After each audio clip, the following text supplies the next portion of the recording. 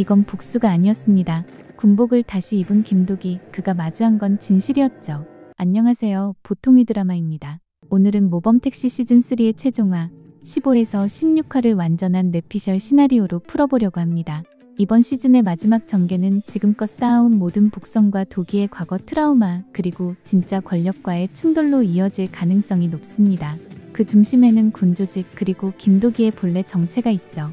끝까지 집중해주세요. 이번 영상 놓치면 후회합니다. 도기의 마지막 의뢰는 과거 그의 부관이었던 유선하 하사의 죽음에서 출발합니다. 훈련 중 사고사로 처리된 이 사건. 하지만 실상은 군 내부 비리를 알고 있던 유선하를 오원상 측이 제거한 계획된 살인이었죠. 이를 알게 된 박재원 상사는 무직의 운수를 찾아와 김도기에게 거수경례로 조용한 신호를 보냅니다.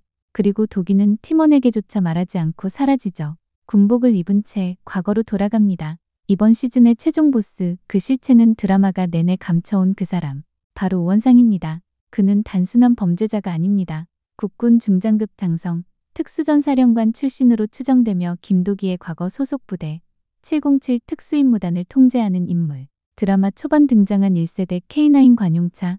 이건 국내에서도 극소수 고위 장성만 사용하는 차량이에요. 여기서 이미 오원상의 위상이 드러났죠. 오원상은 치밀하고 냉정합니다. 직접 손에 피를 묻히지 않아요. 대신 조직과 시스템을 무기 삼아 도기를 고립시킵니다. 질문 하나로 상대를 고립시키는 빌런, 오원상의 전술은 딱 이렇습니다. 김도기는 다시 대위 김도기가 됩니다.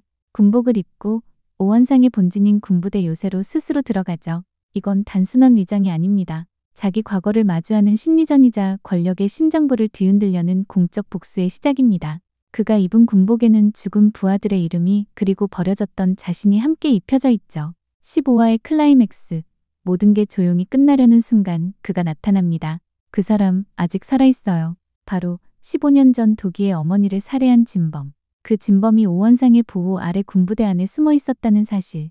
이게 드러나며 도기의 분노가 폭발하죠. 오원상은 그를 이용해 도기를 완전히 무너뜨리려 합니다. 넌 결국 아무도 지키지 못했어. 이 한마디로 도기를 무릎 꿇게 만들려 하죠. 하지만 그게 끝이 아닙니다. 이번 작전 김도기는 더 이상 혼자가 아닙니다. 무지개 팀 전원이 움직이기 시작하죠. 첫 번째, 무력전. 김도기의 마지막 액션입니다. 오원상이 내세운 정예 특수부대 요원들과의 일대 다수 전투. 김도기, 진짜 제대로 싸웁니다. 군대식 근접전, 생존기술, 도끼, 칼, 총, 그야말로 생사를 건 액션. 그리고 오원상, 마지막 순간 직접 전투에 참여하거나 과거의 무공을 살짝 보여줄 수도 있겠죠. 전투력보다는 심리전으로 도기를 압박할 가능성이 높습니다. 두 번째, 해킹전. 안고은의 본진 공격이 시작됩니다. 고은은 이번에도 조용히, 정확하게 일을 해냅니다. 군부대는 외부망과 단절된 폐쇄 공간. 하지만 고은은 비인가 장비를 이용해 CCTV, 통신망, 작전 로그까지 해킹에 성공합니다. 그 결과 도기의 탈출 루트 확보, 내부 증거 확보, 외부 제보 자료 연동까지 모든 통로를 뚫는 데 성공하죠. 세 번째, 법적 증거전. 장성철이 마지막 한 방을 날립니다. 장 대표는 그동안 모아온 자료들, 유선하 하사 조작 보고서, 전자서명 기록, 무단 삭제된 통신 내역 등을 정리해 익명의 법률 조력자와 함께 언론 공익제보 시스템으로 전면 공개합니다. 군 내부에서 시작된 이 사건은 결국 시민사회와 연결되며 국민 재판대로까지 이어지죠.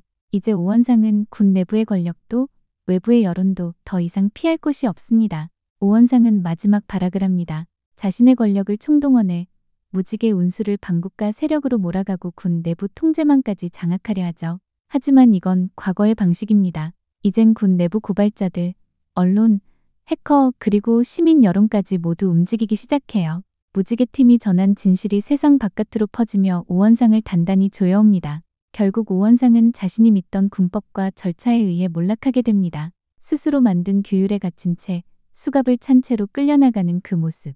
비참하면서도 묵직한 카타르시스죠. 이번 시즌 마지막 화는 그 어떤 전투보다 김도기라는 인물의 구원이 중심입니다. 먼저 군복과 택시복.